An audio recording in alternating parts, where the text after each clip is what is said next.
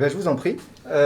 Présentez-vous et dites-nous un peu qui vous êtes. Alors, bonjour à tous. Donc moi, je vais me présenter. Je m'appelle Anthony Vezin. Je suis responsable d'exploitation de la société ACS Sécurité 17. Donc on est basé sur le siège est à Royan et les bureaux sont à Vaux-sur-Mer. Donc moi, ça fait bientôt 3 ans que je suis chez ACS. ACS Sécurité, ça a une vingtaine d'années d'existence. Alors à l'époque, elle n'avait pas une grosse notoriété parce qu'on travaillait principalement la nuit et en fait on faisait des rondes et des interventions sur alarme, donc on n'était pas beaucoup visible si vous voulez. Et depuis 5 ans à peu près, ça a été racheté par Maxime Landès, qui est le nouveau patron d'ACS Sécurité, qui lui est un ancien officier de gendarmerie, qui après une carrière en gendarmerie a voulu monter sa structure et du coup il a racheté ACS il y a 5 ans. Et puis là, on cherche à la développer. Donc, on s'est un petit peu étendu. Là, on fait un petit peu de magasins maintenant, d'événementiel, etc. Donc, c'est des filières du métier auxquelles on va parler au cours de cette petite réunion. Je suis venu avec Tony. Tony, je l'ai amené parce qu'il a un parcours aussi intéressant. Donc il a une formation agent de sécurité, il a travaillé en magasin, etc. Et là, depuis mars, il travaille avec nous en tant que commercial.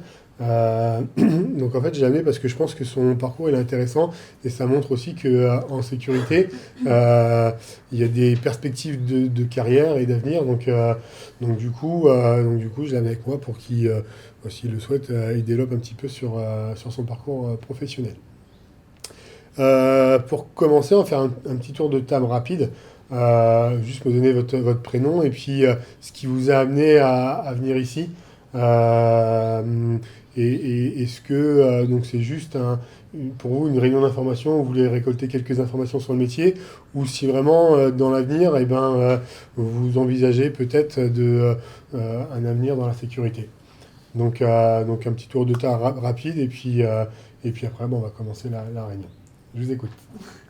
Je m'appelle Faustine, Oui. j'ai 24 ans, je viens d'obtenir ma licence en droit. D'accord. Je passe le concours de police en septembre. D'accord.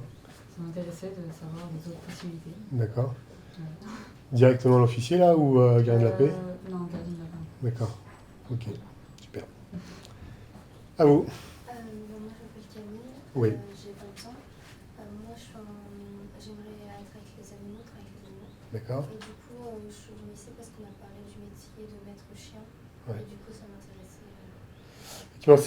En fait, on va voir dans la sécurité, il y a plusieurs filières, on va dire, et maître chien, c'en est un, donc c'en est une plutôt, et du coup, c'est vrai que c'est intéressant, surtout que je pense que autant qu'on en a eu beaucoup il y a une époque, là, ça s'est un peu perdu, et là, du coup, on en redemande un petit peu, il nous en manque un peu, donc effectivement, ça peut être une opportunité intéressante. À vous? Je m'appelle Noëlla, Ouais. j'ai 18 ans Ouais, et je vais faire ça comme d'accord. Et la sécurité, c'est pas quelque chose qui... c'est les pompiers? Oui, c'est les pompiers. Mais je sais pas, en fait, je m'étais pas inscrite et du coup, on m'a appelé hier. D'accord. Après, les pompiers, c'est... Alors, pompiers pro ou pompiers volontaires? Pompier pro. Pompiers pro, ouais. Après, quoi qu'il arrive, la sécurité, ça peut être une option numéro 2, quoi. Donc c'est pour ça que c'est intéressant quand même d'avoir les informations. Et ce que je vous souhaite pas, mais si dans l'avenir, les pompiers, ça marche pas ou quoi que ce soit, effectivement, l'option sécurité, ça peut être une seconde option intéressante. Effectivement, je pense que c'est intéressant que vous soyez là aussi, quoi. Parce qu'après, on a ce qu'on appelle les SIAP. Vous connaissez, ouais? Mon copain est en train de passer la formation. Donc effectivement, alors on n'est pas SIAP, c'est pas pompier, mais ça s'y rapproche, et puis ça peut être intéressant, quoi, en deuxième option. À vous. Moi, je m'appelle Johan, j'ai 23 ans et moi je viens surtout pour prendre de l'information pour l'instant, j'ai pas vraiment d'idée en tête. D'accord, ok. Juste pour l'info. Ok, je vais essayer de vous donner. Moi, c'est Raphaël, j'ai 17 ans, je viens pour prendre des informations. Ouais, aussi. Ok. Moi, c'est Camille, 21 ans. Ouais, Et je suis à un stade où je ne sais plus trop ce que je veux faire. d'accord. Je suis venue ici pour savoir. Ok, donc prendre un maximum d'informations, Ah oui. et pourquoi pas. Ah oui. oui. Et pourquoi pas la sécurité? Pourquoi pas. Ok, ça marche. Alors, Jamila, 24 ans, mais moi c'est pour l'info aussi, j'étais pour l'info. D'accord. Bon. Je m'appelle Abou, j'ai 20 ans. Bah, je fais sécurité avec un ami après, mais du coup, papa, j'ai ça, c'est des métiers. D'accord. Il y a combien de temps que vous avez fait de la sécurité? Bah, ça fait un an. Vous n'êtes pas formé encore? Non, je n'ai pas formé, j'ai fait seulement volontaire avec mon copain et tout. D'accord. Bon. Ok. Donc en fait, je vais structurer un petit peu cette réunion.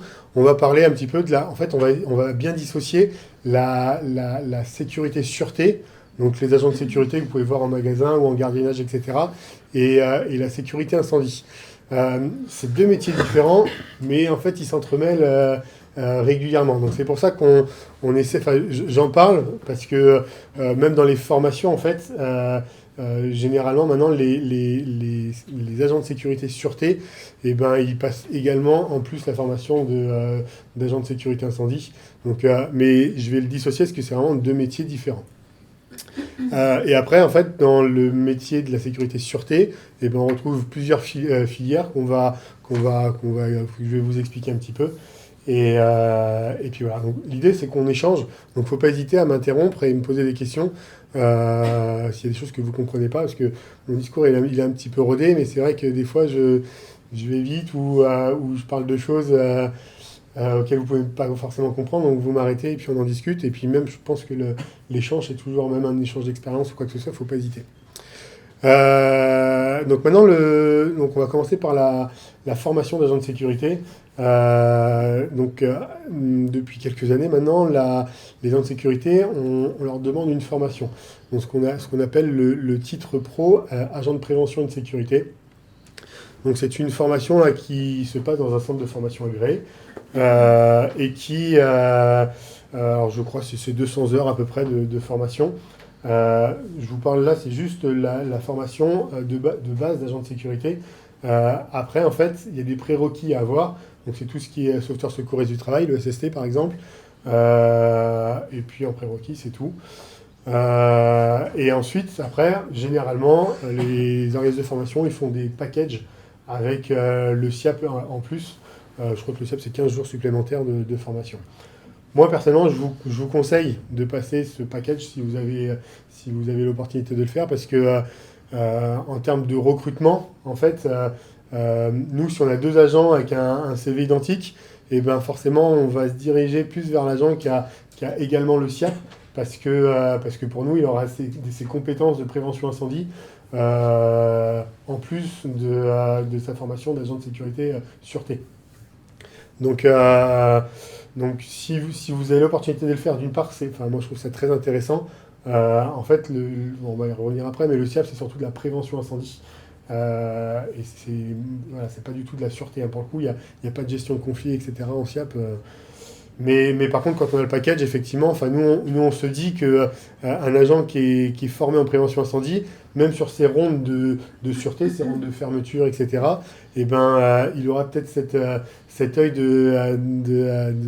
d'agent de prévention incendie, et il va peut-être détecter, par exemple, je sais pas, une multiprise avec plusieurs multiprises par-dessus. On sait que ça, c'est un potentiel au départ de feu. Donc on se dit qu'il va y avoir un œil différent. Donc là, on va parler de l'agent de sécurité sûreté. Donc comme je vous ai dit, en fait, on a plusieurs filières. Donc une des premières filières, en fait, que vous voyez souvent, c'est la filière du magasin. Donc alors ça, je vais en parler parce que c'est une partie qui est pas forcément appréciée des candidats ou des nouvelles recrues en sécurité, mais parce qu'en fait, ils ne connaissent pas. Et je trouve qu'en centre de formation, on n'appuie pas assez sur le sujet. Moi, j'en ai fait du magasin, j'en ai fait 5 ans à peu près. Et en fait, j'ai touché un petit peu à tout en sécurité. Et en fait, en magasin, et je pense que Tony ne va pas me contredire, hein, je pense que c'est la filière où on va retrouver le plus gros panel du métier. En fait. Dans la même journée, on va pouvoir faire un arrêt cardiaque, on va pouvoir faire une bagarre, on va pouvoir faire un vol. Et puis, en magasin, on voit, forcément, ça brasse du monde, etc. Donc, on est quand même beaucoup plus sollicité que sur d'autres aspects du métier, comme du gardiennage, etc. Donc voilà, alors après, vous, l'agent du magasin, vous le voyez, la minute quand vous passez devant lui pour entrer dans le magasin, et puis vous le voyez en arrière-caisse, un petit peu tout droit, attendre que ça se passe, alors que pas du tout, en fait, ça c'est la partie immergée en fait, de l'agent magasin. Il a plein de missions. Généralement, alors même si légalement c'est voilà, il a quand même la double casquette avec l'incendie aussi, parce que beaucoup d'agents de magasin sont également agents de sécurité incendie. Donc voilà, en fait, quand vous le voyez, c'est la partie immergée, et puis il ne faut pas croire qu'il est là à réfléchir à ce qu'il va manger ce soir. Il a vraiment à l'entrée du magasin un rôle intéressant, parce que en fait, il doit vérifier tout ce qui rentre, tout ce qui sort, etc. Et moi, pour l'avoir fait, je vous dis, hein, quand on est en arrière-caisse, notre esprit, il est tout le temps en train de réfléchir, parce qu'on est en train de regarder à droite si la petite dame elle a bien vidé son sac, si le petit monsieur, il est en train de mettre un truc dans sa poche, qu'est-ce que c'est, etc. Donc en fait, alors c'est des vacations de 12 heures généralement, mais en fait, c'est des vacations qui passent super vite, parce que notre esprit, il est tout le temps occupé, et du coup, ça passe super vite, quoi. Donc voilà, et puis après, je trouve que le magasin, et moi si j'ai tort, hein, mais pour les autres aspects du métier, eh ben, c'est quand même intéressant, parce qu'en fait, on travaille pas mal sur l'étude du comportement des gens, etc. Parce que en magasin, c'est rarement marqué sur le front, je vais voler un article dans le magasin. Donc ça va être des comportements qu'ils vont avoir, les gens, et en fait, que ce soit derrière les caméras ou en direct, et ben en fait on apprend à étudier un petit peu le comportement des gens, quoi. Et enfin, nous on peut vous le dire, on travaille en plus en boîte ou dans des bars ambiance, etc. Et du coup en tout cas pour ma part, et je pense que c'est pareil, hein, ça aide beaucoup, quoi, parce que en fait on arrive presque à déceler avant qu'une personne fasse quelque chose de mal à le repérer, quoi, parce que forcément il va avoir des attitudes, des gestuels qui sont un peu trompeurs pour lui, quoi. Donc, et ça, du coup, moi, je pense que c'est super intéressant. Et puis, en plus, en magasin, ça peut nous arriver de faire du gardiennage, hein. Il y a des travaux nuit le soir, et on décale la journée avec la nuit, et puis on fait du gardiennage dans son magasin. Enfin, on arrive un petit peu à toucher à tous les aspects du métier en magasin.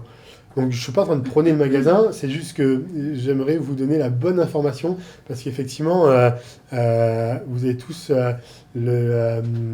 les a priori du vigile en magasin, alors que c'est vraiment le côté, le côté que vous voyez le plus, en fait, c'est vraiment pas, c'est pas ce qui se fait la majorité dans la journée, quoi. Donc voilà pour le magasin. Après, on a quoi ? On a le gardiennage. Le gardiennage, alors ce qu'on appelle le gardiennage, c'est plus ce qui va être de la surveillance de site. Alors, on parle beaucoup de la nuit, parce que ça arrive, c'est souvent la nuit. Donc là, par exemple, un bâtiment comme ça qui est habituellement sous alarme, pour un problème technique, il ne peut pas être mis sous alarme. Et ben, ce qu'on fait, on appelle AC Sécurité, et puis AC Sécurité met en place un agent, et l'agent, en fait, il va devoir surveiller le bâtiment, alors en intérieur ou en extérieur, en fonction de la demande du client, surveiller les accès, etc., pour pas qu'il y ait intrusion dans le bâtiment. Alors ça, c'est ce qu'on appelle du gardiennage. Alors c'est pareil, encore une fois, on pense que quand on fait du gardiennage, on met les fesses dans sa voiture à regarder des films, alors que c'est pas ça, hein, le gardiennage. Alors c'est pareil, je pense que moi c'est un aspect du métier le plus dur, parce qu'on est souvent la nuit, où il fait nuit noire, etc. Il n'y a pas beaucoup d'activité forcément si on est là. Et du coup, on doit rester éveillé, et puis rester en éveil des éventuels voleurs. Donc voilà, donc là c'est des rondes à faire, en fait, sur les accès du bâtiment, pour être sûr qu'il n'y ait pas d'effraction et qu'il n'y ait personne qui est volé dans le bâtiment. Donc pour le gardiennage, voilà, après on peut tout imaginer en gardiennage. On peut garder un parc matériel sur un festival, par exemple, et quand le festival est terminé, on met un agent ici pour surveiller la sono ou quoi que ce soit. Donc voilà, sur le gardiennage, après ça reste vaste, mais sur le principe c'est ça, c'est la surveillance d'un bâtiment, d'un parc matériel, etc. Là, on va employer souvent des maîtres chiens. en fonction des sites à garder, il y a des clients qui peuvent demander un maître chien parce que, je sais pas, le parc matériel, il est vraiment étendu et où le site à surveiller, il est vraiment grand.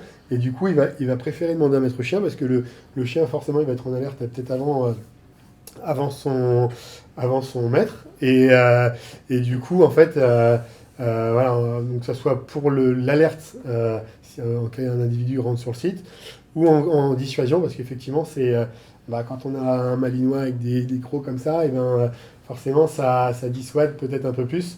Donc voilà, il y a le maître chien qui peut rentrer en action à ce moment-là. Pour la formation du maître chien, en fait, c'est une formation en plus de la formation d'agent de sécurité. Alors maintenant, ils font même ils peuvent faire une formation globale, en fait, maître chien et agent de sécurité. Là, dans le coin, il y a Échillé et Saintes qui le font, il me semble, les maîtres chiens. Que Échillé. Non, il me semble que Saintes, j'ai pas. Si, il me semble que Saintes le fait. Enfin bref. Et voilà, donc après, alors par contre, les chiens de la sécurité, c'est son propre chien. C'est pas comme dans la police ou dans les forces de l'ordre, en fait, c'est pas des chiens qui appartiennent à l'État, c'est nos propres chiens. Et du coup, en fait, il y aura une indemnité en plus pour le chien sur les vacations que vous allez pouvoir faire, quoi. Donc pour la nourriture du chien, en fait c'est sa paye pour la vacation qu'il va faire, quoi. Le chien travaille, donc le chien tout travail mérite salaire, même pour le chien. Donc ouais, c'est ce que je disais tout à l'heure. Il fut un temps, je pense qu'il y a une quinzaine d'années de ça, où quasiment tous les agents de sécurité étaient maîtres chiens, parce qu'ils ne demandaient pas de carte professionnelle, parce que la réglementation des chiens était différente, etc. Après, ça s'est durci un petit peu, du coup, ça fait un peu de ménage, ce qui en soi est pas plus mal. Mais par contre, on arrive à un moment où il nous manque un petit peu de maître chien, quoi. Et là, on y est où je pense qu'il faut diriger certains agents vers les maîtres chiens, parce que quand on nous en demande, en fait, on n'en a plus, quoi. Donc je pense que là, sur la filière sécurité, les maîtres chiens, c'est intéressant. Après, je vous dis pas qu'il y a du boulot tout le temps en maître chien. Je pense qu'il faut être polyvalent et savoir laisser son chien un petit peu à la maison et aller travailler sans son chien.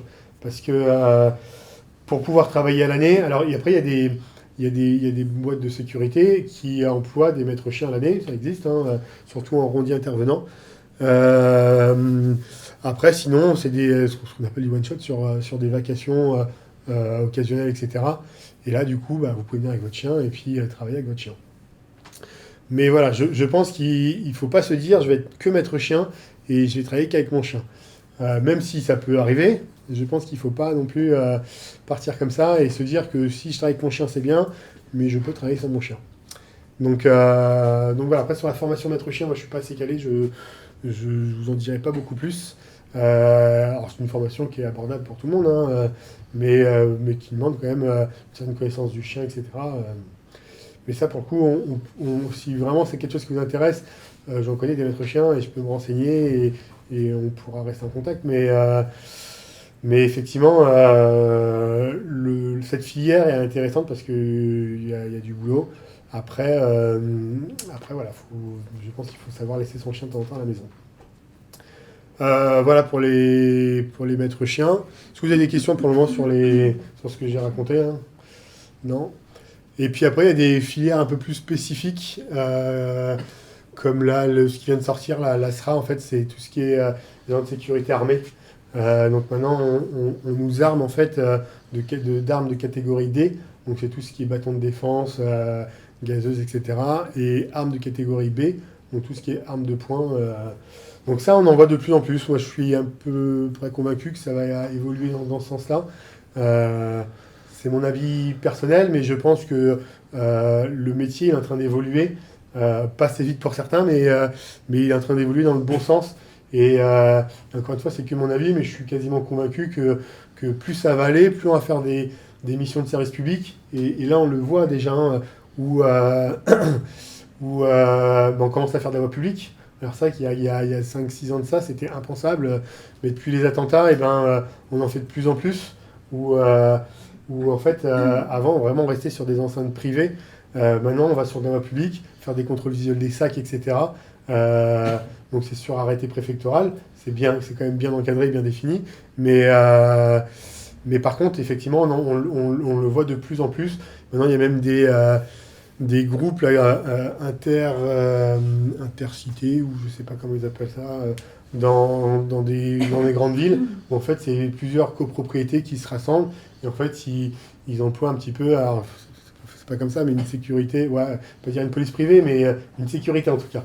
Donc, où les agents peuvent être armés, etc. Donc ça, moi je pense que plus ça va aller, plus on va aller vers comment dire, cette partie en fait à faire de la public, et j'exagère presque, mais pourquoi pas prendre un jour la place de la police municipale, parce que je suis convaincu que la police municipale va prendre la place de la nationale un jour, et la nationale, il va rester vraiment peut-être une poignée d'OPJ ou de choses comme ça.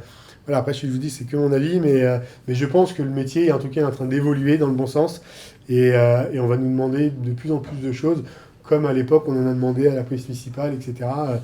Donc voilà. Une poignée d'OPJ. Ah ouais, alors OPJ, c'est les dossiers de police judiciaire, mais un peu, en fait... alors, je ne veux pas trop développer là-dessus, parce que c'est que mon avis, hein, mais ce que je veux dire, c'est que en fait, tu es un peu sur le modèle des États-Unis, quoi, où aux États-Unis, il y a les fédéraux, et la police municipale, et puis la sécurité privée, quoi. Donc, et je suis plutôt convaincu qu'on va dans ce sens-là. Mais c'est que mon avis. Concrètement, il sert à quoi? Parce que je suis pas sûr que tout le monde sache à quoi sert la police judiciaire. Alors, en fait, si vous voulez, la police judiciaire, c'est à l'heure actuelle, donc la police nationale, en fait, dans les effectifs policiers, il y a des officiers de police judiciaire qui, eux, en fait, ont des prérogatives, de placer des gens en garde à vue, des choses comme ça, quoi. Donc, c'est presque les enquêteurs, quoi. Donc voilà, ça, nous, on n'y est pas en sécurité. Hein. Eux, ils guettent quelqu'un pour essayer de l'attraper. Les agents de sécurité, leur rôle, c'est plutôt d'être là au cas où il se passe quelque chose. Voilà, c'est ça. Nous, on va faire de la prévention, parce que c'est notre cœur de métier, c'est ça. Après, on peut faire de l'intervention si nécessaire. Et après, l'idée, c'est de les interpeller et de les remettre à un officier de police judiciaire pour qu'il y ait une enquête de fait, quoi. Voilà, après, je me suis peut-être un peu trop étalé, parce que voilà, c'est qu'on a eu tout ça pour dire que le métier, il a amené à évoluer, et je pense dans le bon sens. Après, il faut être un petit peu patient, mais il a amené à évoluer dans le bon sens. Ça marche? Je vous ai pas perdu? Non. Qu'est-ce qu'on a d'autre? On a tout ce qui est les A3P, agents de protection... APR, ouais, agent de... ouais, c'est ça. Agent de protection rapproché. Agent de protection rapproché. Donc ça, c'est pareil, hein, c'est une formation, en plus de la formation du socle de base de l'agent de sécurité. Bon, ça, après, tout le monde sait ce que c'est, des agents de protection rapprochés, hein, c'est les gardes du corps. Ça, c'est pareil, hein, c'est quelque chose d'intéressant. Après, clairement, en Charente-Maritime, on n'en fait jamais. On n'en fait jamais, ou c'est très très rare. Et puis ceux qui le font, c'est ceux qui sont dans le métier depuis longtemps, qui sont venus s'installer en Charente-Maritime. Mais alors c'est pareil, je dis pas qu'il faut pas le faire, hein, mais en tout cas en Charente-Maritime, si vous voulez rester là, il ne faut pas avoir peur d'aller faire des missions sur Paris, sur Nice, sur Cannes. Par exemple, au Festival de Cannes, je suis quasiment convaincu que vous êtes APR. Vous postulez dans les boîtes là-bas. Il y a possibilité de passer 15 jours là-bas en tant qu'APR, quoi. Mais je vous dis, après, en Charente-Maritime, il n'y a pas grand-chose, quoi. Moi, je l'étais. Et en fait, toutes les formations en agent de sécurité, ça demande des recyclages. La formation d'agent de sécurité de base, en fait, c'est 5 ans. Et après donc l'APR, c'est 3 ans, il me semble. C'est 3 ans, ça, à vérifier. Mais voilà, en fait, et moi, du coup, je ne l'avais pas recyclé parce que j'en ai jamais fait. Donc voilà. Une formation de base qui dure un certain temps, et ensuite, voilà. Vous devez repasser par un module de formation plus long. Ouais, la carte pro est tous les 5 ans, après le SIAP est tous les 3 ans. On est tout le temps en recyclage, en fait. Vous repassez par un module de formation, c'est juste une demande Non. C'est une remise à niveau. Voilà, on fait une formation, et avec cette formation, en fait, on refait une demande administrative. Donc le CNAPS, en fait, c'est la police des agents de sécurité, c'est eux qui gèrent, en fait, et qui régulent la réglementation des agents de sécurité. En fait, c'est eux qui contrôlent tous les sociétés de sécurité privée. Et en fait, nous, on fait notre demande, enfin nous, nous, on fait notre demande au CNAPS, en fait, et c'est eux qui nous délivrent ce qu'on appelle un numéro de carte professionnelle, et c'est avec ce numéro de carte professionnelle qu'on peut exercer dans le métier. Sans ça, en fait, on n'a pas le droit d'exercer. Et nous, en société, on n'a pas le droit de vous embaucher sans carte professionnelle. Je parle pour la sûreté. Ou de faire les bars, les. Je parle au jeu. Donc, En extra. Attention. À pas faire beaucoup d'extra en sécurité si t'as pas de carte pro. donc voilà, donc ça c'est pour la la partie sûreté. Est-ce que j'ai oublié des choses? Convoyeur. Ouais, il y a convoyeur de fonds aussi qui peut être intéressant. Donc c'est pareil, ça demande un module supplémentaire de formation. Généralement, elle est directement... en fait, c'est directement les sociétés de convoyeurs de fonds qui vous font passer la formation. C'est pareil, c'est quelque chose qui est quand même demandé. Moi, je sais que chez Loomis, expliquer un petit peu leur fonctionnement, en fait, ils ont leur CDI qui font travailler tout le temps. Ils ont une petite poignée de CDD, donc forcément, c'est une sélection quand même, ils sélectionnent bien pour travailler chez eux. Et en fait, quand il y a un CDI qui part, et ben, c'est un CDD de leur vivier qui le remplace. Donc, quoi qu'il arrive en convoyeur de fonds, il ne faut pas espérer avoir un CDI tout de suite. Il faudra passer par cette phase de CDD. Alors, je suppose que c'est leur manière à eux de tester un petit peu l'agent et de voir ce que ça vaut. Et donc voilà, je pense qu'il y a une enquête de moralité en plus, etc. Donc voilà, après en termes de formation, je ne sais pas non plus. Je vous dirai des bêtises. Convoyage de fonds. Mais voilà, en tout cas, c'est une formation supplémentaire à passer en plus de votre socle de base d'agent de sécurité. D'accord ? Est-ce que vous avez des questions un petit peu sur les différentes filières et le rôle quotidien peut-être des agents Non. Ce que je peux vous dire, en tout cas, c'est... parce que l'idée, c'est de vous donner toutes les informations et de ne pas vous donner que les meilleures. Après, effectivement, dans la sécurité, là, à l'heure actuelle, je vous dis, nous, on est en recherche perpétuelle d'agents. On a toujours besoin en sécurité quand je dis qui est bon, c'est quelqu'un qui respecte les horaires, quelqu'un qui vient avec sa tenue propre, etc. C'est quelqu'un qui n'est jamais au chômage, en fait. Très sincèrement, alors effectivement, on a une période un peu plus creuse l'hiver, où il y a un peu moins d'activité. Mais par contre, par exemple, l'été, là, je vous dis, nous, il nous manque encore, là, pour dans 15 jours, il nous manque encore presque 2 temps plein, quoi. Donc, et nous, notre société, mais dans toutes les autres sociétés, c'est pareil, voire pire, quoi. Donc, ce que je veux dire, c'est que dans le métier, on recherche régulièrement, donc il y a un réel potentiel dans le métier. Ce qui peut être intéressant, c'est qu'effectivement, il y a ce panel qui se présente à vous. Alors, là, je vais rester surtout sur le magasin, gardiennage, événementiel, que je n'ai pas trop parlé, mais... tout ça, il n'y a pas de module supplémentaire de formation à passer, ce qui veut dire que vous êtes employé en CDI, j'exagère, hein, mais on peut vous faire une semaine en événementiel, une semaine en magasin, et du coup, il y a cette diversité qui vous évite la routine du métier, quoi. Donc voilà. Mais après, effectivement, il y a les horaires. Il faut savoir qu'en sécurité, généralement, on travaille quand les autres sont en repos. Donc on travaille souvent en décalé, on travaille souvent la nuit. Ce qui peut être intéressant, c'est qu'il y a souvent des vacations de 12 heures. Donc on commence à 7h, à 19h, on termine à 7h, ou l'inverse, ou 7h, 19h. Mais c'est des vacations de 12 heures, donc on peut travailler que 3 jours dans la semaine. Ça peut être intéressant. Et puis, mais par contre, effectivement, 12 heures en gardiennage, ça peut être dur, quoi. Faut avoir une hygiène de vie assez droite, et la journée, dormir et pas aller travailler ailleurs. Faut réussir à avoir un rythme, parce que, je vous le dis, 12 heures, quand on fait 19h, 7h sur un parking où il fait nuit noire et que forcément c'est humain, on a tendance un petit peu à vouloir piquer du nez. Donc ça, c'est pareil, faut trouver plein de superfuges pour rester éveillé et puis maintenir son poste et faire son travail comme il le faut. Donc ça c'est une des parties du métier où je pense qu'il est le plus dur, c'est les contraintes horaires où, ouais, enfin, 12 heures en gardiennage, c'est dur. Parce que vous imaginez dans votre voiture ou même dehors, à moins 4 degrés dehors,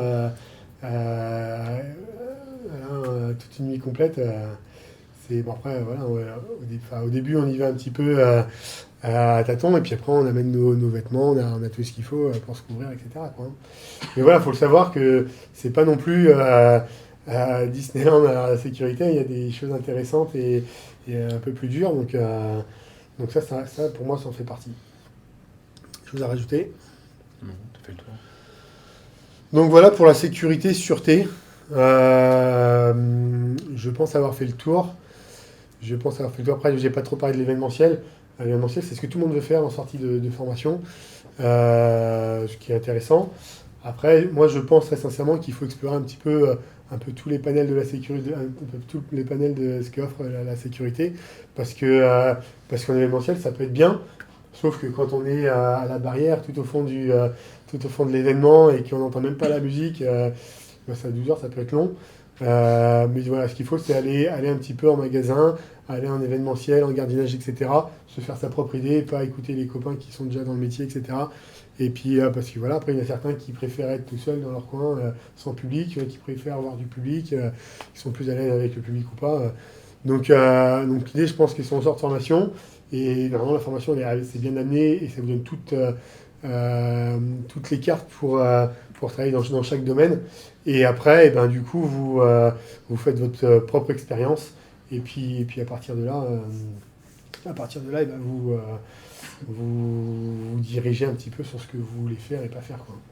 Après, c'est pareil. Enfin, moi, je pense qu'il ne faut pas rester fermé parce que même si on manque de monde, il y a quand même du monde sur le marché. Alors, tout dépend des périodes forcément, mais je pense par exemple à l'hiver où l'hiver, nous on a tous un réseau d'agents et après on sait très bien qu'il y a des agents qui ne veulent pas travailler la nuit, qui ne veulent pas travailler avec le public, qui veulent choisir leurs collègues, qui négocient un peu leur salaire, qui négocient les frais de route. Ça, c'est pas les agents qu'on va appeler les premiers, quoi. Alors je dis pas qu'il faut dire amen à tout, hein, bien au contraire, hein. Mais je pense que surtout au début, tant que vous n'avez pas cette petite réputation, faut essayer de dépanner. Et puis moi, en tout cas, moi, je suis conscient que j'ai autant besoin des agents que les agents ont besoin de moi. Et l'idée, c'est qu'il n'y a pas de hiérarchie, c'est qu'on est tous dans le même bateau. Et je sais très bien que l'agent, s'il va me dépanner sur une vacation où je l'appelle à la dernière minute, je sais que sur une vacation intéressante ou un festival, je le placerai à un endroit un peu plus stratégique où il verra peut-être des personnalités, etc., quoi. Donc voilà, l'idée, c'est du donnant-donnant et surtout dans le début. Après, je vous dis, dans la sécurité, le monde est très petit, tout le monde se connaît. Et surtout quand vous sortez du lot, votre nom il revient vite. Et après, moi je vous dis clairement, les bons, c'est nous qui courons derrière, hein. C'est pas eux qui viennent nous appeler. Mais ce soit dans la sécurité, mais comme dans tous les métiers, je pense, hein. Donc voilà, après c'est intéressant parce que du coup vous restez quand même, il y en a plein qui veulent rester qu'en CDD en sécurité. En fait, ils sont un petit peu employés patrons, quoi, parce qu'ils choisissent un petit peu leur mission, ils choisissent un petit peu leurs vacances. Donc du coup, il y en a plein, et puis même financièrement, c'est intéressant, avec les primes de fin de contrat, etc. Et ils préfèrent rester en CDD, et puis j'en connais, moi, ça fait 15 ans qu'ils sont en CDD, et ils s'en sortent très très bien. Alors du coup, j'ai une question, parce que vous parlez de vacations, et en même temps vous parlez de CDD, vous parlez de CDI, Ouais. mais c'est vrai que c'est pas facile à se représenter, je ne sais pas si vous y arrivez à visualiser, personnellement moi pas.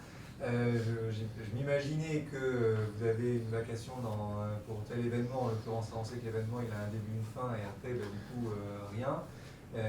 Comment ça se passe? Est-ce que vous enchaînez les missions à droite à gauche, donc du coup vous ne savez pas où vous serez le lendemain et combien vous serez payé à la fin du mois, tous les mois?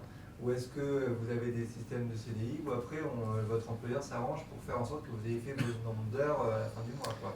Comment ça se passe? Alors en fait, si vous voulez, je parle de vacation, mais c'est l'habitude, la mauvaise habitude, mais en fait la vacation c'est la journée de travail, quoi, la journée et la nuit de travail. Après, sinon, il y a vraiment CDD, CDI. CDI, en fait, généralement, ils sont à temps plein. Ils sont soit sur un poste à 151 heures par mois, et en fait, ils travaillent tout le temps sur ce poste-là, où il y a des CDI qui sont polyvalents, qui peuvent travailler sur plusieurs postes. Et après, il y a les CDD. Donc, quoi qu'il arrive, même sur une vacation, sur une journée de travail, vous aurez quand même un contrat de CDD en sécurité.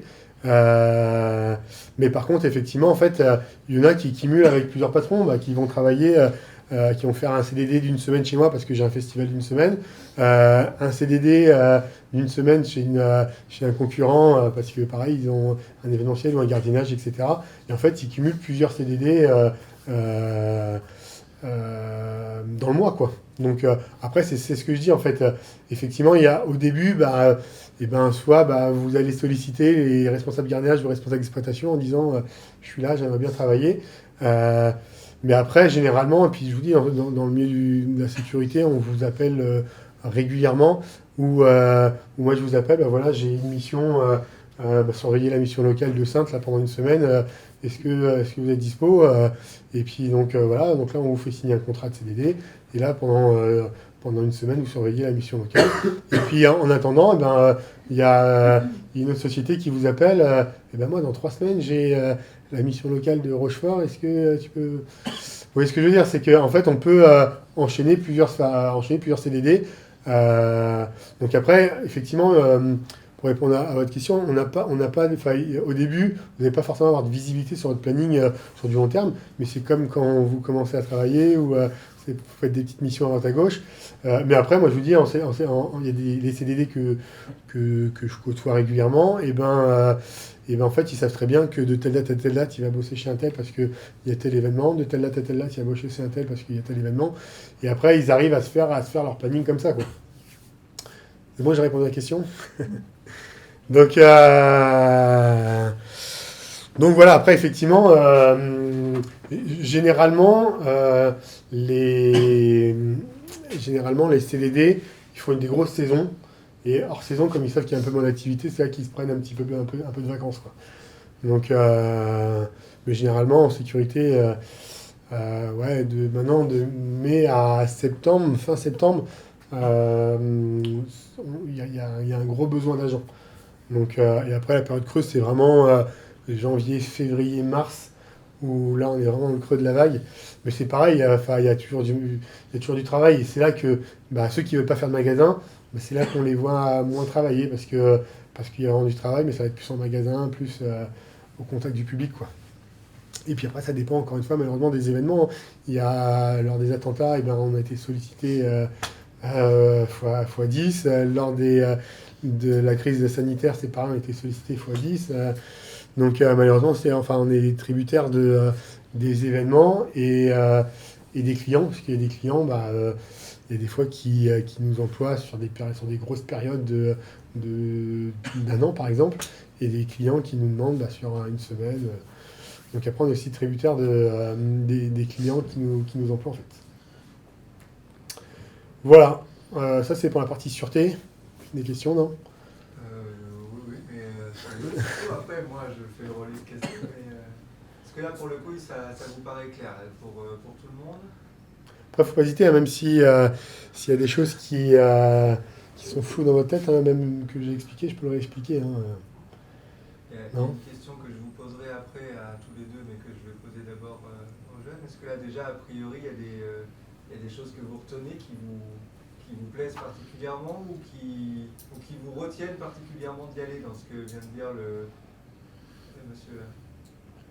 Il y a des choses qui vous viennent en tête? Bon, moi, quand même, j'aimerais bien pour faire dans la sécurité. Quelque chose qui te tenterait? Oui. Qu'est-ce qui te plairait particulièrement là-dedans? Travail, magasin, travail, boîte de nuit, tout ça. Aller vers le monde de la nuit ou le magasin, c'est pas quelque chose tout ça, ça m'intéresse. D'accord, ok. Est-ce qu'il y en a d'autres qui se disent pourquoi pas à ce stade-là? Ou qui se disent absolument pas? Et n'ayez pas peur, je vous fais rien signer après. Hein. Ah non, au contraire, c'est pour qu'on puisse qu'ils puissent ajuster le discours, après, ils sont là pour vous convaincre. Alors c'est le moment de voir si ça a marché. Bon, ils sont Non. timides. Ouais. Alors, est-ce qu'il y a des aspects particuliers qui vous plaisent ou qui vous plaisent pas? Je vais vous faire parler en premier dans votre métier. Est-ce qu'il y a des aspects particuliers? Ah bah moi, tout me plaît, hein. Ça fait 15 ans que je suis dans le métier. J'ai commencé avant la carte pro. Donc c'était plus facile à travailler. Maintenant qu'à la carte pro, j'avais carrément changé. J'étais dans le commerce. Je suis parti dans le bâtiment. Et là, je suis de retour dans la sécurité. Donc après, j'ai fait beaucoup de monde de la nuit. En discothèque et bar ambiance. Ouais. Et non, moi, après, tout me va. Il y a pas de- il y a un aspect particulier qui fait que vous restez dans ce domaine-là? Ah bah moi, surtout les 3 jours, quoi. Quand on fait 3 vacations de 12 heures, la semaine est faite. Donc c'est vrai que c'est avec des gamins, c'est plus évident de gérer son emploi du temps derrière. Que faire travailler toute une semaine et faire 6 x 5, quoi. Vous faites beaucoup de temps d'un coup, C'est ça. 2 nuits en Ouais. plus. Et, C'est ça. Pas forcément. Là où il travaillait avant, il travaillait 3 jours en journée. 3 jours. Alors des fois c'était peut-être 3 jours consécutifs, des fois peut-être Ouais, étalé dans la j'étais semaine. Mais, au Grand Leclerc à Saint-Plat pendant 3 ans. Ouais, j'ai fait le Vegas aussi pendant 4 ans. Donc, et puis là, je suis rentré chez ACS début mars. D'accord, ok. Donc, Ok. Et de votre côté? Et moi j'aime tout. Non, après effectivement, après mais c'est aussi c'est en fonction des caractères de chacun. Mais moi je sais que j'aime bien être au contact du public. Après je suis peut-être moins attiré par le gardiennage de nuit par exemple. Mais c'est parce que j'aime voir du monde, j'aime discuter à droite à gauche, etc. Donc voilà, après je pense que c'est chacun, chaque personnalité va avoir des choses différentes, quoi. Et après effectivement, et comme je vous en ai parlé tout à l'heure, le travail de nuit, je reconnais que ça peut être compliqué, quoi, hein. Que ça soit nous physiquement ou ceux qui ont des enfants, etc. Après, il faut réussir à s'organiser, etc. Et c'est pareil, un aspect aussi qui peut être qui peut freiner, c'est qu'au début, forcément, il va falloir être pas mal disponible au début d'une carrière de sécurité. Et quand on est seul avec des enfants, ou c'est pareil, hein. Mais à côté de ça, encore une fois, enfin, je trouve qu'en sécurité, rien n'est fermé. Rien n'est fermé parce que demain, vous pouvez me dire, ouais, mais moi, je suis parent célibataire, j'élève mes enfants tout seul. Je peux travailler que j'ai une bêtise, hein, mais de 8h à 17h. Peut-être que tout de suite, je vous dirais, mais j'ai rien pour toi, je suis désolé. Mais peut-être que demain, j'ai un client qui m'appelle, mais moi, il me faudrait un agent pour travailler de 8h à 17h. Là, tout de suite, je vous appelle, et puis vous voyez, en fait, rien n'est figé en sécurité. Et puis, même il y a des fois, nous, on embauche des gens qui veulent faire 4 heures par jour. 4 heures par jour, en fait. Et en fait, parce que, voilà, ça les arrange pour les enfants, pour la garde des enfants, etc. Et du coup, ça se trouve aussi. Alors, je dis pas qu'on va le trouver tout de suite, mais je veux dire, c'est pour dire qu'en sécu, rien n'est figé, quoi. Et même, je ne vais pas vous cacher, hein, si vous n'avez pas de véhicule et de permis, en sécu, ça va être compliqué. Hein, on ne va pas se le cacher. Parce que malgré tout, si vous voulez travailler à droite à gauche, forcément, il va falloir être véhiculé. Mais par contre, ça peut arriver que vous me dites, j'ai pas de véhicule, demain, on trouve une mission pas loin de chez vous, ou soit vous avez un accès par les transports, ou soit vous pouvez y aller en vélo. Et c'est le cas d'un agent à nous, sur Rochefort. Donc voilà, tout ça pour dire que faut en discuter. Après, effectivement, à l'heure d'aujourd'hui, on peut rien forcément vous promettre avant votre formation, etc. Mais une fois que vous avez votre formation, que vous êtes prêt à travailler, vous me donnez un petit peu vos contraintes. Et puis, si tout de suite, j'ai quelque chose pour vous, je vous le donne. Après, des fois, il peut se passer quelques semaines, quelques mois, sans rien. Et puis, il y a des fois, je vous rappelle, et j'ai la mission pour vous. Donc, C'est un plus du métier, il y a possibilité de moduler. Au début, c'est un peu incertain, mais finalement, on peut y trouver aussi son compte par la suite pour harmoniser la vie de famille avec le reste. D'accord. Alors c'est rigolo parce que ce que vous dites, vous, de ce qui vous plaît le plus, c'est le contact avec le public. C'est vrai qu'on n'imagine pas trop l'agent de sécurité comme ayant un contact fun avec le public concrètement. Eh ben détrompez-vous. Détrompez-vous parce que je pense qu'on a tous connu l'agent de sécurité, grand, gros et bête, qu'on mettait à une entrée de porte avec qui faisait la tête. Et le métier est en train de changer dans le bon sens, encore une fois, où nous, on travaille régulièrement dans un bar ambiance et ben, ça se passe super bien avec les clients parce que on va discuter avec eux, on va rigoler avec eux.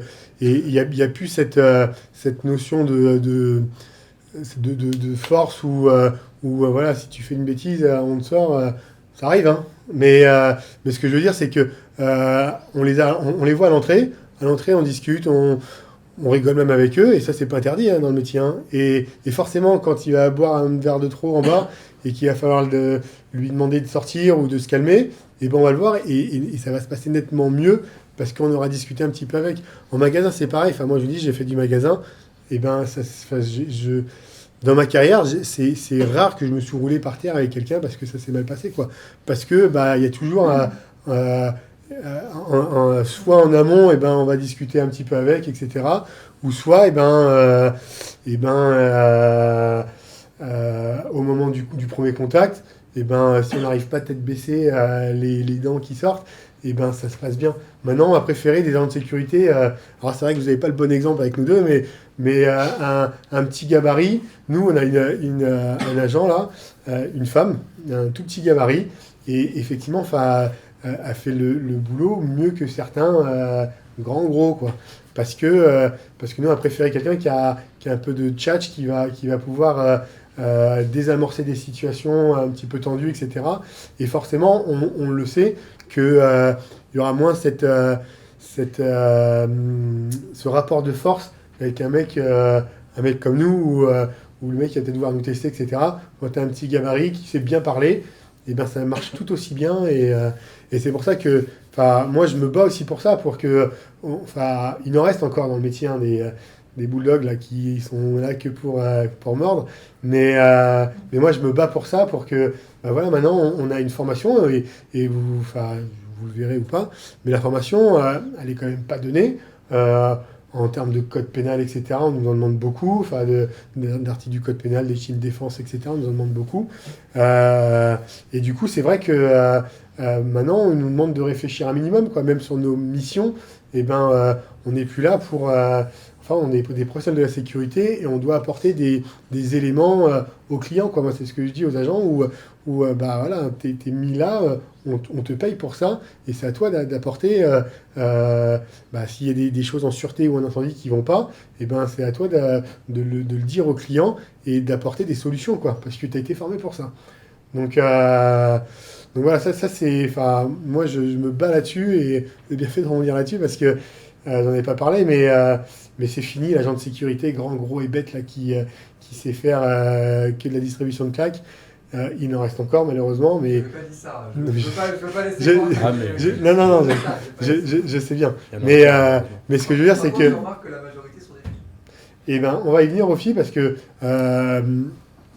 moi, dans mon réseau d'agents, maintenant, ça commence à s'équilibrer presque. Hein, en agent de sécurité, alors je dis pas qu'on a 50-50, il y a quand même beaucoup plus d'hommes, mais les filles commencent à venir de plus en plus, et moi, je l'encourage encore 1000 fois, parce que pour les raisons que j'ai données tout à l'heure, hein, vous avez ce tact que beaucoup d'hommes n'ont pas. Il n'y a peut-être pas forcément ce rapport de force qu'on va retrouver avec un homme, et puis sur plein de situations, quoi. Hein. Maintenant, on a vraiment besoin de vous sur tout ce qui est palpation, où sans palpation, sans femme à la palpation, il n'y a pas de palpation de femme. Et puis voilà, sur des situations, sur plein de situations où on le voit, que ce soit en sécurité, dans les forces de l'ordre, dans les pompiers, etc., où les femmes, elles ont quelque chose que les hommes n'ont pas, quoi. Hein. Donc moi, je prône ça, et je le dis même que pour l'instant, moi, de mon réseau d'agents, c'est des femmes qui sortent vraiment du lot, quoi. Alors, est-ce qu'elles travaillent encore 4 fois plus pour sortir la tête de du lot de tous les mecs, mais en tout cas, moi, de mon réseau d'agents, c'est vraiment les femmes qui sortent du lot, et moi, je vous encourage vivement à le faire, à rentrer dans la sécurité, parce qu'on a vraiment besoin de vous, quoi. Et on le voit en festival, où en fait, sur l'été, par exemple, où les femmes, on se les arrache un petit peu, parce qu'on a besoin de vous, quoi. Donc Donc, Excusez-moi, je vous coupe. Tu as été pompier, toi, c'est ça? Il y en a un qui a été pompier dans l'eau qui vous a dit tout à l'heure, je sais pas. ouais, Moselle. Non, pas. Non, j'ai dit que je Vous aimeriez être pompier. D'accord, ok. Bon. D'accord. C'est un discours que tiennent aussi les pompiers pas mal. Ouais, mais c'est sûr, parce que je suis pompier aussi, donc je peux en parler un petit peu. Et effectivement, on voit sur certaines interventions, avec des victimes femmes par exemple, où les femmes vont vouloir préférer travailler, avoir une femme pompier pour discuter par exemple de choses un peu plus personnelles ou des choses comme ça. Et c'est vrai que maintenant, nous, chez les pompiers, en tout cas, là, dans ma caserne, on a plus de femmes que d'hommes. Donc voilà. On a abordé pas mal de trucs. Je ne sais pas si vous avez encore d'autres choses à dire. Moi, j'ai une dernière question. Mais, Ouais, dites. Vous l'avez abordé rapidement, mais votre parcours avant de faire ce métier-là, qu'est-ce qui vous y a emmené Ouais. tous les deux? Alors, vas-y, je t'en prie. Tu l'as dit un petit peu, ouais. Moi, j'ai commencé déjà en tant que... j'ai un bac pro technico-commercial. Donc, je me suis penché sur la vente. Je suis resté une dizaine d'années en grande surface. Après, j'ai fait de la discothèque avant la carte pro. Donc, j'ai fait de la sécurité pendant... maintenant, ça fait une quinzaine d'années. Je suis parti dans le bâtiment pour des relations personnelles. Et je suis de retour en sécurité parce que c'est vrai que le monde de la nuit me manquait. Donc voilà, j'ai passé ma carte pro et maintenant ça fait 4 ans que je suis de retour dedans. Et que je ne repartirai pas. C'est l'appel du monde de la nuit en fait. Un peu de tout, hein. C'est vrai que le bâtiment c'est la routine. Hein. On voit tout le temps la même chose. La sécurité, c'est comme on disait, on change tout le temps de site. Donc on peut voir un peu de tout et puis on voit le monde quoi. On n'est pas sur un chantier entre collègues, 3 collègues et puis voilà. C'est ça. D'accord. Ok. Et alors vous, qu'est-ce que vous y a amené? Et moi, en fait, j'ai fait un BEP, mais en fait, moi, mon objectif à la base, c'était d'être dans la police. Donc j'ai fait un BEP en attendant mes 18 ans et pouvoir passer mon concours. J'ai passé mon concours. J'ai été en police nationale. Et après une petite carrière en police nationale, j'ai voulu aller dans le privé. Et du coup, après j'ai été recruté en tant qu'agent de sécurité incendie à la base, en magasin. Et en fait, je suis arrivé là un petit peu en sécurité, un petit peu par hasard, je vous avouerai. Et j'avais pas mal même d'a priori. Et en fait, j'ai découvert le métier, j'ai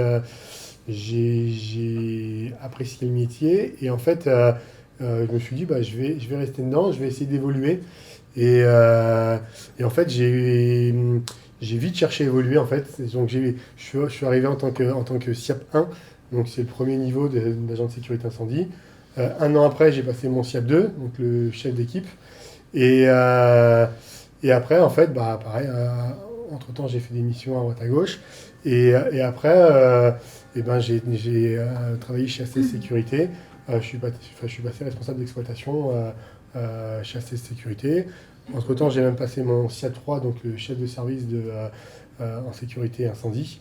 Et puis voilà, donc c'est quand même intéressant parce que son parcours au mien, ça vous montre malgré tout dans la sécurité, on peut malgré tout vite évoluer, quoi. Donc quand on le veut, alors je dis pas que ça a été facile, alors j'avoue que mon parcours, je suis vite monté, mais je me suis quand même beaucoup investi, que ce soit dans mon ancienne boîte où je faisais tout ce qui était possible pour me faire voir auprès de la direction. Je sais pas, j'étais secrétaire CHSCT, alors ça m'a pas passionné, hein, mais pareil, j'étais proche de la direction, etc. Et du coup, de fil en aiguille, ils ont réussi à me faire confiance, jusqu'à Maxime Léandès qui m'a donné ce poste-là. Où là, du coup, moi, je m'occupe principalement du recrutement des agents, la planification, la mise en place sur le terrain et des contrôles sites, etc. Je fais aussi des réunions comme celle-ci, je prends contact avec les clients, etc. Donc, du coup, c'est un aspect différent du métier, mais malgré tout, je suis encore sur le terrain. Ça m'arrive de faire quelques missions à droite à gauche. Mais c'est vrai que parce que finalement, parce que non, mais forcément, on décroche jamais réellement parce que quand on a des gros festivals, etc. On y est encore et puis on remet la tenue et puis on est là avec les agents, quoi. Donc donc la sécurité, mais très sincèrement, moi j'en connais beaucoup d'agents de sécurité. Il y en a plein qui me disent bon, on va décrocher, ils décrochent, il y en a même qui trouvent un autre boulot à côté, mais qui reviennent de temps en temps. Parce que voilà, après, il y a des choses intéressantes et il y en a qui aiment ça, quoi. Donc voilà pour mon parcours.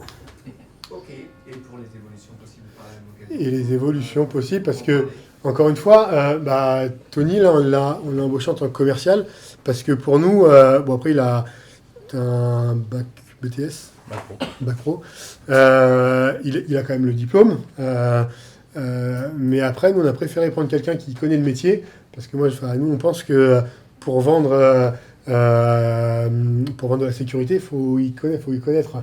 Donc quand il va voir le client, Tony, il a même de dire, si le client, des fois, soit ils sont démesurés, ils veulent 15 agents tout autour de chez eux, alors qu'il en faut 3, ou au contraire, il en faut 3, il en demande 3, il en faut 15. Et là, Tony, justement, avec son expertise et son expérience, il va dire non, il faudrait peut-être en mettre un ici, c'est plus stratégique. Et du coup, on a préféré partir sur un commercial qui a cette expérience dans la sécurité qu'un commercial qui connaît rien en sécurité, qui aurait tout à apprendre. C'est quand même un métier quand même assez spécifique, quoi. Donc voilà. Après, nous, et puis chez ACS, on est une petite structure. On est une petite dizaine de CDI. L'été, on monte jusqu'à entre 40 et 50 CDD. Mais on essaye de garder cet esprit familial et on veut vraiment que tout le monde se connaît dans la société, on se tutoie tous, même avec le patron, etc. On essaye vraiment de garder cet esprit assez familial parce que on pense que surtout dans ce corps de métier, c'est important, quoi. Donc, c'est SIAP 1, agent de sécurité, SIAP 2, non. chef d'équipe. Non. En fait, SIAP, c'est vraiment la partie agent de sécurité incendie que je vais développer là maintenant rapidement, c'est pas compliqué.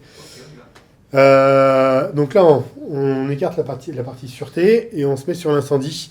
Donc l'incendie, donc on a les agents de sécurité incendie. Donc eux, leur mission principale, c'est de la prévention incendie. En fait, ils sont là pour éviter qu'il y ait le feu dans un bâtiment. Donc ils sont formés, ils ont une formation de 15 jours pour le SIAP 1.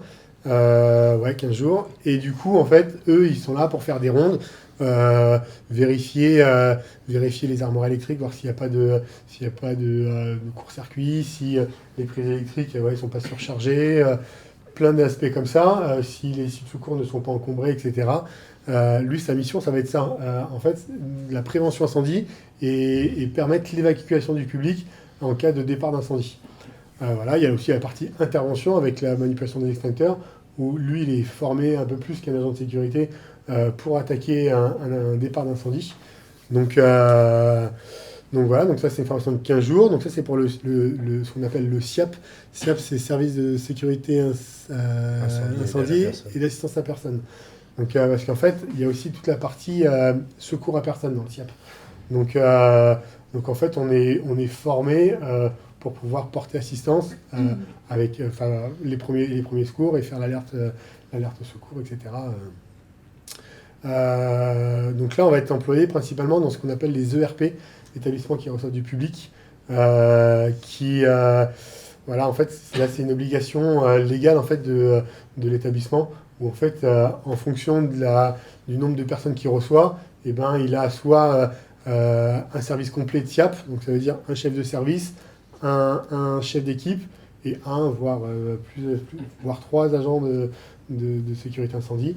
Mais après, des fois, également, en fonction du public qu'il reçoit, un agent en SIAP, ça suffit. Donc voilà, donc ça c'est pour le SIAP 1. En fait, lui, ça va être tout ce qui est ronde, etc. Et après, il y a le SIAP 2.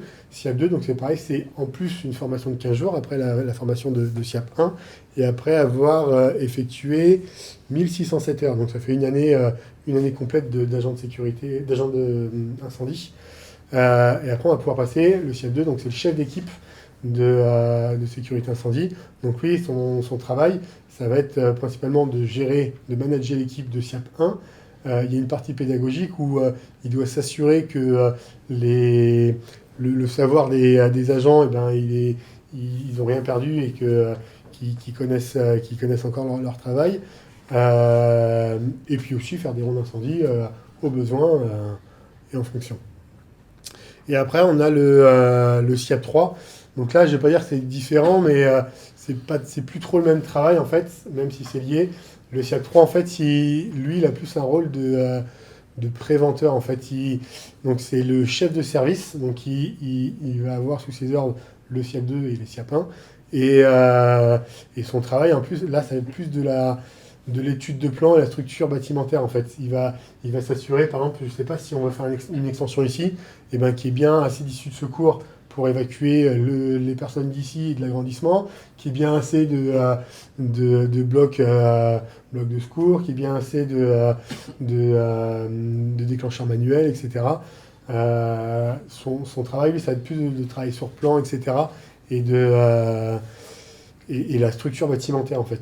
Parce qu'en fait, il faut savoir que sur un bâtiment qui reçoit du public, on ne met pas n'importe quel matériau, c'est des matériaux qui ne brûlent pas beaucoup, etc. Ça, après, moi, je sais que c'est un truc qui me passionne, donc je ne vais pas rentrer dans le sujet, parce que sinon, on a pour la journée. Mais voilà, concrètement, c'est ça. Donc, SIAP 1, SIAP 2, SIAP 3. SIAP 3, sa formation, c'est 2 mois, il me semble. Un peu plus de 2 mois même, avec une coupure. Mais sinon, SIAP 1 et SIAP 2, c'est 15 jours de formation. Et moi, je vous encourage vivement à la faire. D'une part, parce que c'est super intéressant.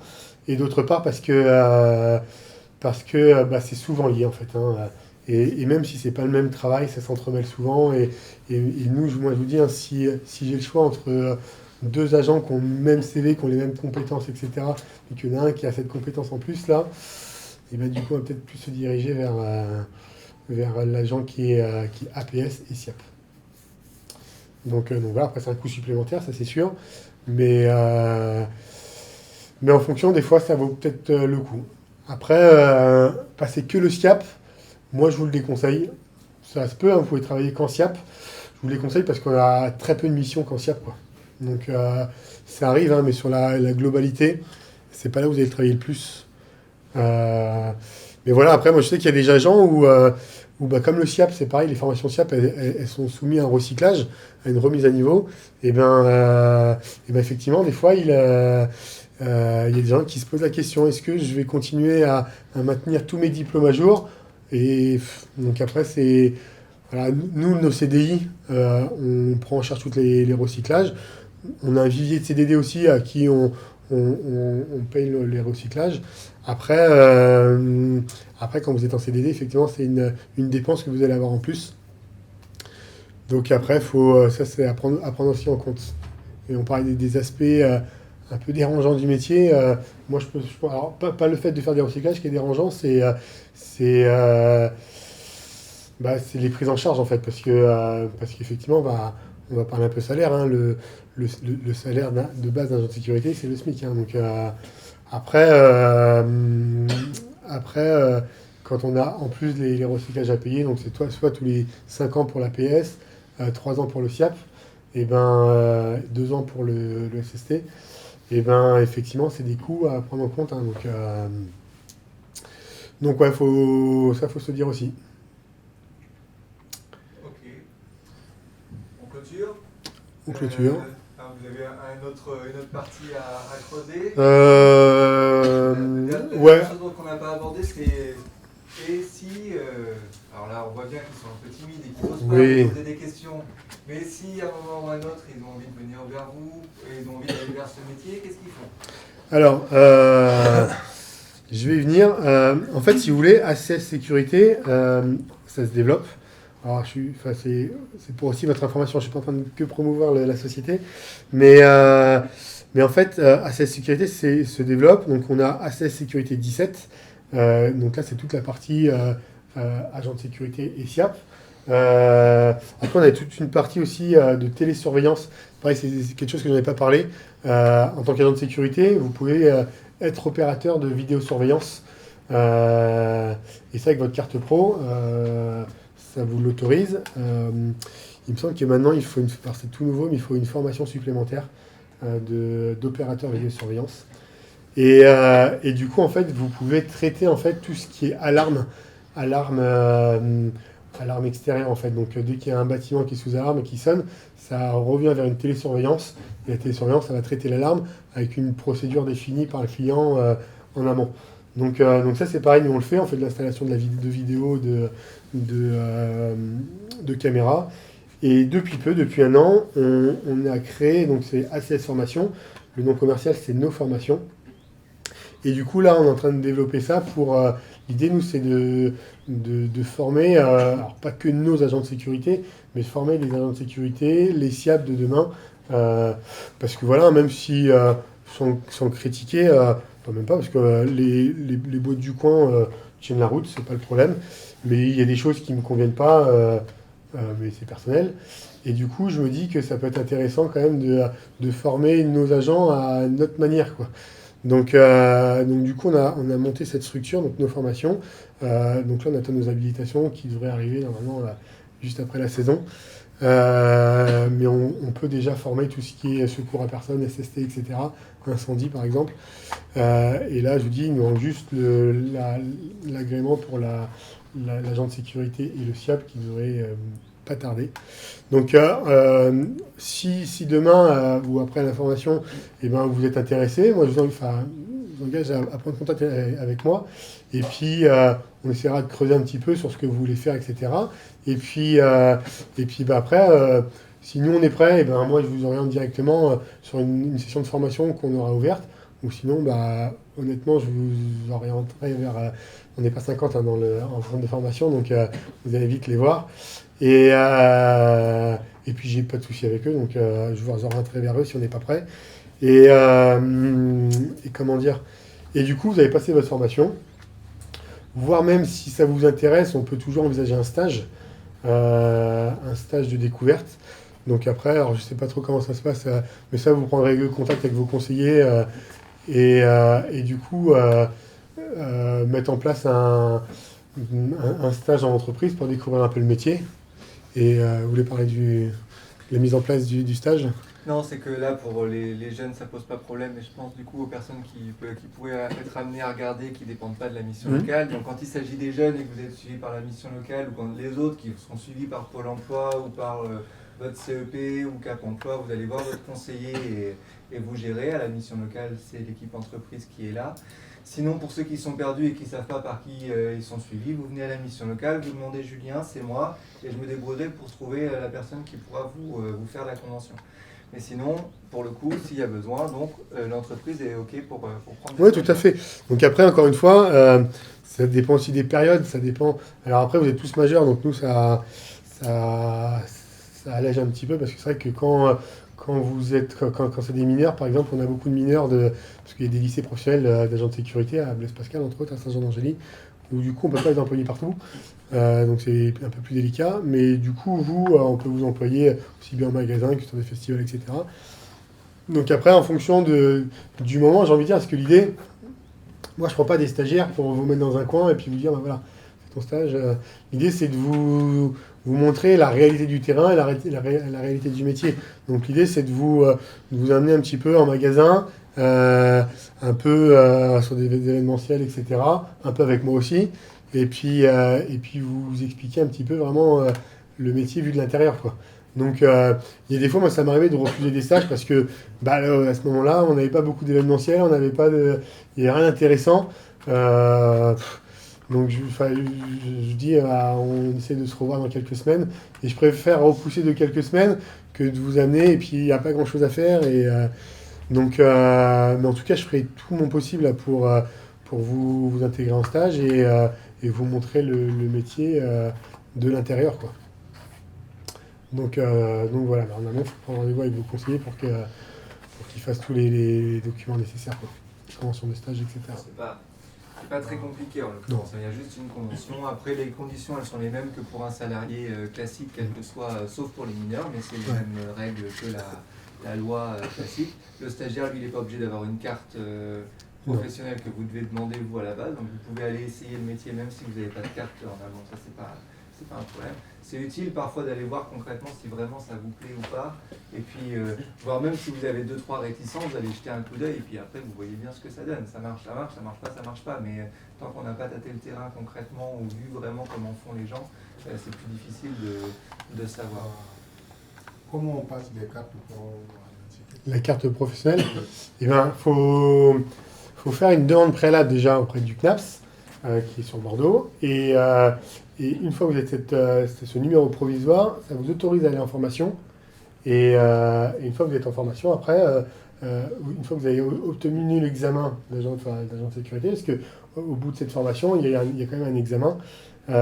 Et du coup, vous faites votre demande définitive de carte professionnelle.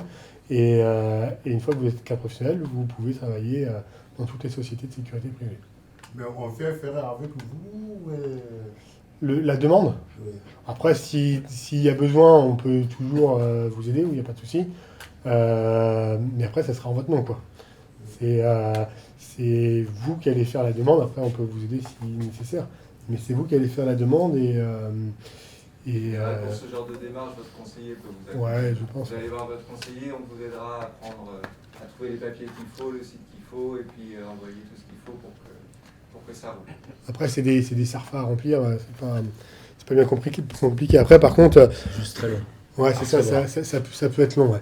Après, il faut savoir que forcément, c'est des casiers judiciaires. Je dis pas que c'est impossible, mais forcément, ça va être étudié. Donc, déjà, ça va être encore plus long. Et il faut que ça passe en commission, etc., en fonction de l'infraction. Et il y a quand même une petite enquête de moralité aussi. Donc, faut le savoir. Mais encore une fois, et là, du coup, ce sera plus auprès du CNAPS. Mais si, étant plus jeune, vous avez fait une petite bêtise et que c'est inscrit sur votre casier judiciaire, c'est pas fermé. Tout dépend de l'infraction et quoi qu'il arrive, ça va passer en commission. Donc, on va se dire, ah bah non, c'est une bêtise, hein, mais j'ai une bagarre étant plus jeune, c'est pas possible. Et non, faut. Alors, je ne vous dis pas que ça va être facile et que ça sera accepté à tous les coups, mais en tout cas, faut pas se fermer les portes pour ça, quoi. Donc voilà, je pense qu'on a fait le tour. Faut pas hésiter, là, je vais vous distribuer une petite plaquette et il y a mon numéro dessus. Et puis si vous avez la moindre question, faut pas hésiter à m'appeler. Et puis j'y répondrai du mieux que je peux. Pas d'autres questions pour le moment? Moi, j'aimerais juste faire un petit tour un retour de table, là, voir si pour vous, vous avez eu l'information que vous cherchez, ou s'il y a des choses qui vous manquent, et voilà. Non, c'était très intéressant. Ouais. Après, j'aurais bien été intéressée par un stage. Le seul souci, ça va être encore la mobilité. Ouais. Je me permets, donc Ouais. j'aurais bien aimé. Mais sinon, non. Et le permis est en cours ou... Je peux pas le code. D'accord, ok. Ouais. Clairement, là, c'est sûr que de ne pas avoir le permis et surtout pas avoir de voiture, en sécurité, c'est un handicap. Je veux dire, à moins qu'on ait par chance une mission juste à côté de chez vous. Mais là, sur ça... un endroit qui est desservi, par les une mission, un endroit où c'est desservi, quoi, dans une grande ville où on peut y aller revenir en train. Mais après, c'est pareil sur des stages. On peut plus vite s'adapter, quoi. Parce qu'il y a forcément un titulaire qui est là. Et je sais pas, moi, vous me dites, moi, je peux aller sur Rochefort, Saint-Troyan, mais je peux pas arriver avant 17h, peut-être pas 17h, à 10h, parce que j'ai un bus qui arrive qu'à 10h. C'est pas grave, ça, les horaires, on peut les adapter. Donc, mais ouais, c'est possible, quoi. Et on est là, pour le coup, on n'est pas obligé de faire des horaires bien fixes à 8h, midi. Là, on peut s'adapter un petit peu aux contraintes des transports, quoi. Okay. Donc, alors, je sais pas, après, si même il y a quelqu'un qui peut vous emmener, et je sais pas s'il y a des jours où il travaille, il peut pas vous emmener, on lui fera un repas à ce moment-là. Ou, voyez, en stage, on n'est pas... on n'est pas vraiment tenu à respecter des horaires bien stricts.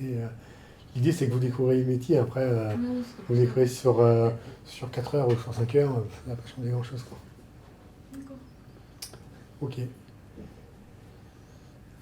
Et vous, alors, maître chien, demain? Peut-être pas, je sais pas trop. D'accord. Donc, vous n'êtes pas convaincu? C'est plutôt dans le soin que je suis. D'accord. Bon. Ok. Bon, c'est déjà bien, merci. Et vous, alors? Vous intéressez quand même? Non, pas trop. Non. Ah bah c'est français. Et je le comprends. Qu'est-ce qui coincerait de ton côté? Je sais pas, moi la sécurité ça m'intéresse pas. Enfin, mon copain, il veut déjà faire ça. Alors moi, j'ai beaucoup de mal avec ça. Pourtant, c'est assez proche de Ah non, pompier c'est pour le coup. différent, En quoi tu enfin. vois la différence? Je sais pas. J'aime. Enfin, c'est compliqué à dire. Après, moi très sincèrement, pour faire les deux, je pense que le SIAP et les pompiers, c'est vraiment complémentaire. Pour le coup, en pompier, en gros, on apprend à éteindre le feu. Je ne parle pas du secours à victime, hein, mais on apprend à éteindre le feu. Qu'en SIAP, on va apprendre à analyser le feu, à analyser le bâtiment. Et du coup, je trouve que c'est vraiment complémentaire et je pense que ça peut être intéressant. Après, il faut savoir que en tant que pompier, alors, pompier pro, pompier volontaire, après, il y a des équivalences.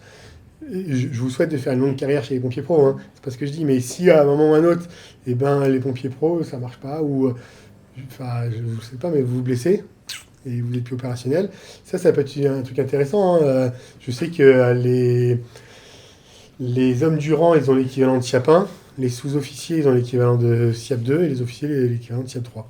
Donc après, ici, en fait, il y a juste la formation à passer, il n'y a pas l'examen final, et du coup, après, vous pouvez exercer un métier. Faut le savoir. Et vous? Ah bah moi je serais peut-être aussi intéressé pour un stage, Ouais. mais j'aimerais bien passer le permis avant. Ouais, je pense que c'est intéressant. Mais ouais, peut-être un stage aussi plus tard dans l'année. Ok, ça marche. Après, pour les stages, il ne faut pas hésiter, hein, vous avez mon numéro, et puis vous reprenez contact avec moi, vous me dites, on s'est vu à la mission locale de Sainte, là, et puis même s'il faut, moi je me déplace, et puis on va ensemble, et c'est quelque chose qui est envisageable, quoi. Et voilà. Bah ouais, moi ça m'a bien plu, ouais. Ouais. Viser pour un stage peut-être, ouais. À voir. Mais après, effectivement, le stage, hein, même si on a des a priori ou quoi que ce soit, moi, ça nous permet d'approfondir un petit peu plus et puis de se dire, bah, je fais pour ça ou pas, hein. Ok, ça marche. Bah, moi, ça m'a beaucoup intéressé. Ouais. Bah, ce sera à voir aussi, parce que pour l'instant, je vais réfléchir. Mhm. Mais je pense aussi passer mon permis avant. J'ai commencé dans le conduite, alors c'est déjà ça. C'est bien. Ok, ça marche. Bah non, c'était très intéressant. Je savais pas qu'il y avait tout ça dans Ouais. ce métier. Et franchement, ça peut me plaire. À voir plus tard. Bon, ça marche. Et vous signez demain. Ouais, ça m'intéresse mieux, j'ai trouvé des sas demain, moi je vais faire. Ok. Et ben, on reste en contact et puis on essaye de travailler dans ce sens-là, quoi.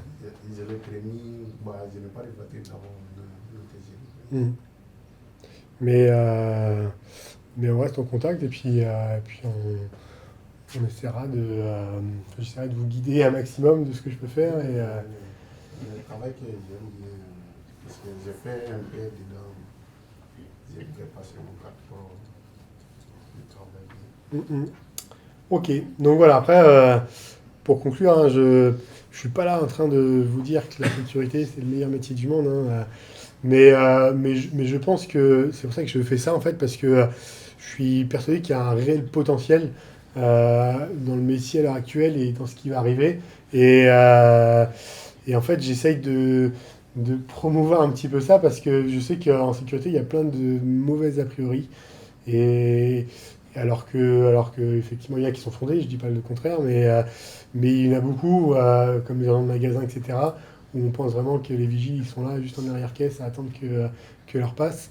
Et c'est plus ça, quoi. Donc maintenant, enfin, nous, le magasin, on a travaillé, hein, la sécurité, c'est presque le point névralgique de la sécurité, hein, du magasin, hein, où tout passe par la sécurité maintenant. Donc, et vous allez voir, hein, dans les entreprises, etc., la sécurité, que ce soit la sécurité, sûreté, incendie ou la prévention, prévention des risques, etc., ça commence à prendre une place prédominante dans les sociétés, où maintenant on fait tout en prévention, parce qu'il y a une époque où on attendait qu'il y ait un accident qui se produise pour le gérer, alors que maintenant, dans les entreprises nouvelles, en fait, eh ben, on fait en sorte de mettre plein d'actions de prévention, en fait, pour pas qu'il y ait d'accident, quoi. Donc voilà, donc c'est pour ça que je suis plutôt convaincu de l'avenir de la sécurité. Voilà. Merci à vous Ben, je vous en prie. pour votre intervention. Beaucoup.